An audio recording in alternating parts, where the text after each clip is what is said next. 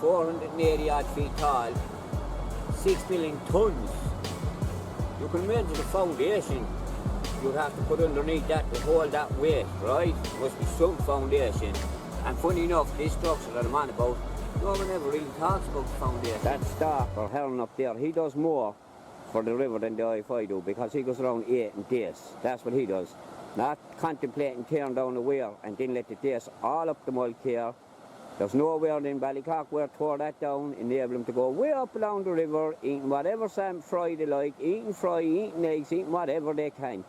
Right, stripping what any resources are in the river, gone. They let the salmon fry eggs for fun, throw for eggs. They love that stuff, right? So there you go, there's more problems, right? There's more problems if them days get up that fucking river. There must be some foundation. And funny enough, this structure that I'm on about, no one ever really talks about the foundation. I mean, the foundation had to be put in before the structure was built. Now, what structure I'm on about? Well, it has a king's chamber and a queen's chamber. That's right. And it also has something that looks like a sarcophagus, i.e. a casket, a stone concrete box, an ossuary, whatever they want to call it. And they say that King Khufu was once upon a time inside in that here. That's right, the pyramid. You have the king's chamber, the queen's chamber, right? And then you have Khufu's, by the way, sarcophagus.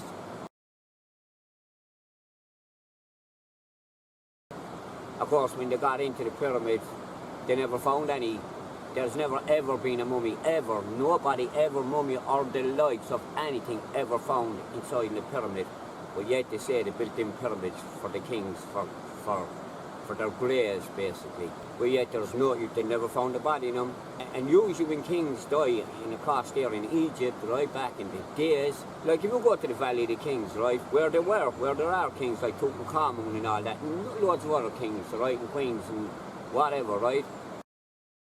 But when you find it, normally where they're buried, all their stuff is buried with them. Unreal amounts of gold and objects and just the things that they used.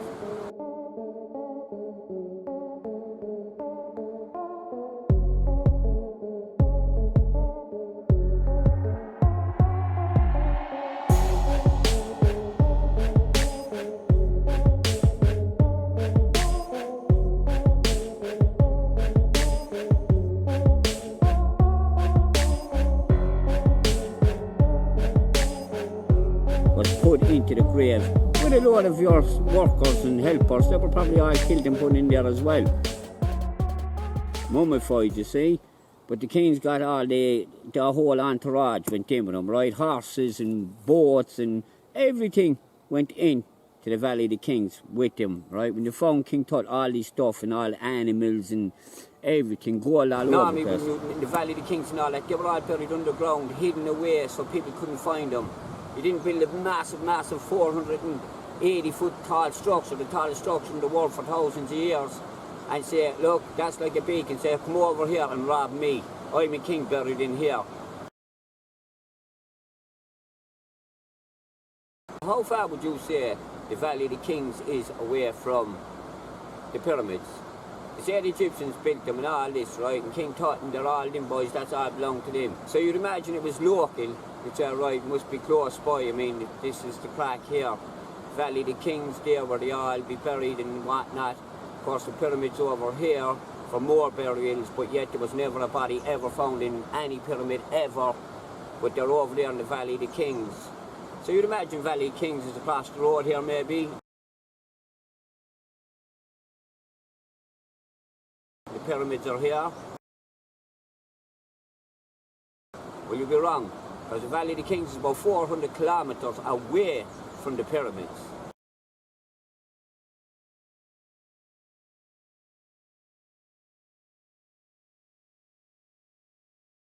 So, I got videos up on this for years, right? But I said I was going to throw in bits now and then, right, to educate the people again. I've never found any kings or any mummies ever in the pyramids. They buried their stuff underground, where people over the years found it as the sands of time moved the sands, and there's an archaeologist looking for this shit. So they found all these stuff in the Valley of the Kings, and they're forever finding stuff. But the pyramids, nothing to do with kings. Plus, when you go to the Valley of the Kings, like as I said, when you're going into their burial tombs, there's all these hieroglyphs on the wall, ever, and all the grandeur as you make your way into these tombs, right?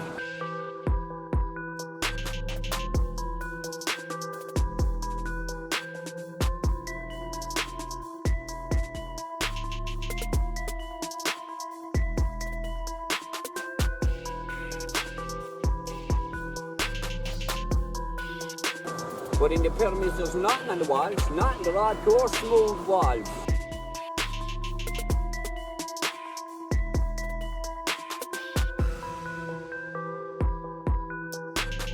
That's why there was never a king in any of them. They tell you, oh, they were for the kings, but yet they never got a body, ever. We all know where the bodies come from, the Valley of the Kings. But the pyramids were most likely built as generators, right? Power, kind of like Nikola Tesla. Generating the power and giving it to everyone for free.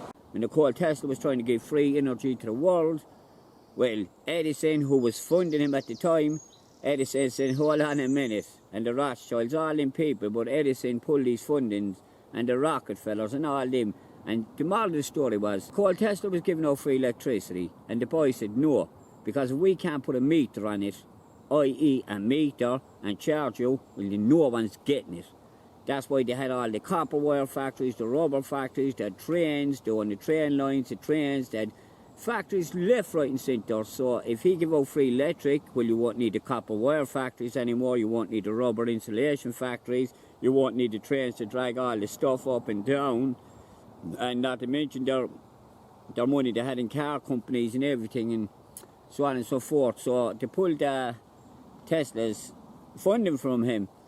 And then they made him out to be a madman and everything, like said he died talking to pigeons. I mean, loads of people like birds. Loads of people like birds that literally talk to the birds like you talk to a dog, but they tried to make him out to be a loopy ball. So that means people who talk to your dogs are all loopy balls as well, supposed to be. So anyway, Nikola Tesla said, look, the president, back in the time they pulled the fundings and tore down his stuff, he said the present might be yours, but the future is mine. And he knew the future would come, and here we are. We know what Nikola Tesla was really all about now. He invented the first remote-controlled boat. Over in England, he had a remote-controlled boat. They thought it was magic. Trickery, they were breaking it down, trying to figure it out. So remote control has been around since donkeys. You get me, like, you know what I mean? And so when you hear about UAPs and UFOs and all that whipping around the sky, they know bones about it. Anti-gravity machines, they have the capability to build them years upon years. But they won't tell you that because they know, well, that'll be a lot cheaper to run and you'll expect things cheaper. But we want you to keep burning what we're using, what we have. So, like, I'm all into moving from fossil fuels into electricity and other forms of propulsion or locomotion or whatever, right? But you have to do it in time. You can't just switch over the way they're trying to. Everything stop up with the big dirty horrible windmills all over the place that have a lifespan of about 20 years, constantly need maintenance, and they're non-biodegradable. Them big massive fins hanging off them, they have to go into landfills. And of course a lot of people in powers that be, people high-mighty, the likes in Hollywood and actors who stick their oar in, a lot of them people, well you see, there goes on about the climate changing, and then they tell you, they'll get on the TV and tell you how, oh, you should go less holidays, drive less often, go leave the country less often, and, you know, have a staycation at home. They're the same people then get into private jets and fly across. The biggest polluters in the world, in the whole entire world, are private jets. And the same people who tell you, go on a staycation, why don't you go to the river and do a bit of wild swimming, while we go to the Bahamas on my private jet and chillax by the pool with a couple of martinis. So this is what they do to you. You know, these are the people, this is how they get you. This is what they do. How come all the left aren't out roaring and shouting at them saying, here, hold on a minute, you're on about protecting the planet. And that's what we're all about. But you're getting into a private jet now and you're shooting across for a holiday, maybe going after a wedding, maybe just going away to one of your many houses around the world. I want to tell you when, where, how, now. Maybe you should be looking at them people and saying, hold on a minute, why don't you practice what you preach around the place? Because that's what I does. I practice what I preach. But so back to the pyramids anyway, right, lads? So the pyramids, if you're still watching, fair play to you, because I kind of drifted. As far as I know, when Nikola Tesla was born too, he was born in a storm. There was a lightning storm going on, and the matron at the time, or the head nurse of the war, told his mother that he'd be a child of the dark because he was born in a lightning storm. And his mother said no, he'll be a child of the light. And funny enough, he went on to be electricity all over the place. And he believes in God as well, like, you know. So look, Nikola Tesla was a very intelligent man, may he rest in peace. I think there was even one time they asked Albert Einstein, what does it feel like to be the most intelligent man on the planet? And he said, I don't know, you'd have to go and ask Nikola Tesla. When that man died, they kicked in his door and took all his belongings. They have some back to his own homeland, I think it was Austria, and the rest were kept, all his inventions and all his other stuff. That's all kept, that's probably been used already, we don't even know it. Most likely it is being used. The pyramid would have been a generator, and that'll come out in the future. People are going to know, yeah, it was a generator, that we've been lied to as usual. Because the power that people at the powers that be, they control it. I mean, the same, they want to control the real information. They want to give you the dribs and the drabby stuff, right? And stuff that's miscellaneous and don't mean a whole lot. But the rooted information, the true information, they keep that hidden to themselves, and that's how they control the whole lot of us. Then they put the information into the school and say, this is the way it went down. So like they want our children then to go up thinking, right, the Great Pyramid was built for King Khufu, but, and his body was in that sarcophagus looking thing there. But we never found the body in there, but that's what we're going to keep pumping out. And the children go on, then they're educated to believe that. But people know, a lot of people know what that is. I was known on YouTube for years as a razor sharp. I knew people all over the world, they all knew my channel. But then it got terminated and I lost contact with all them people. And if you like the video here as well, give it a thumbs up, you know what I mean, and subscribe, because I does this all for free. I never charge, and I never, monetize my videos, never ever. They say I opened up a channel in 2010, I never monetized my videos, and people often say, why don't you monetize your videos and make a few quid? And I goes, because what I talk about, they don't monetize, they terminate, not monetize, alright?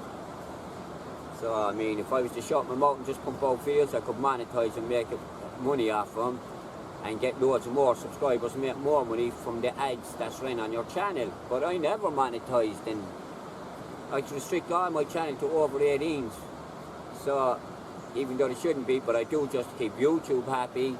So, meaning if a child was on YouTube, unless you were over 18, my videos shouldn't pop up, even though a lot of them are educational. They're all educational, but I might say not course here and there on them, you see. I might say fuck this or fuck that. They'll say, oh, no, children can't be listening to that. Not about this crap they're watching on TikTok all day long, strolling through, watching this, some of the sickest, twistedest freaks ever. Not about the movie clips, the killing, the murdering, the cursing, the roaring and shouting on them. No, they're all grand. And all these sick agendas from every fucking freak trying to get your children, they're all grand too. But if I curse like I just did there now, well, don't be I wouldn't monetize anyway. Never did, never was. Same when I had the band back in the day, Celtic Crew, turned down 3 record deals, could have been famous, could have millions, don't give a shit, don't give a fuck, never did, and money don't buy me. So there you go, in a nutshell. So back to it anyway, right lads?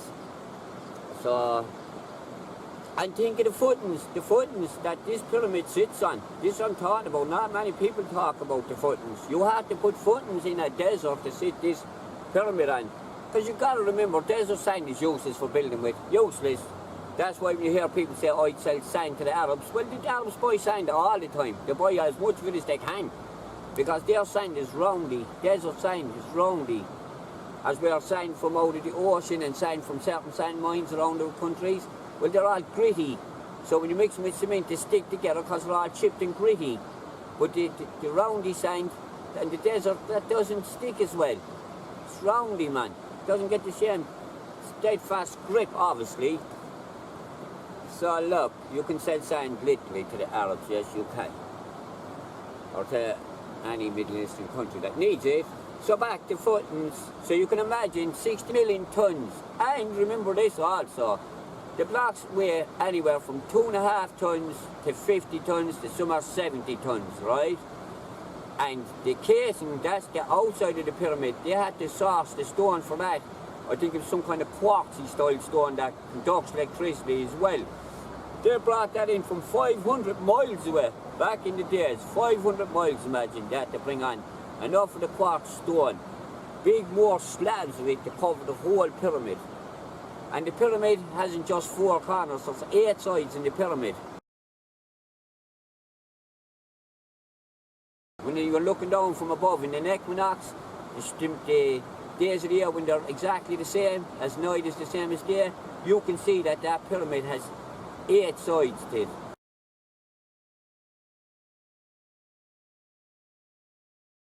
And if you didn't know that, you should know it, because that's fairly common knowledge these days. But again, that whole, and it's not a fuck up in the design, that was built for that purpose, for resonating.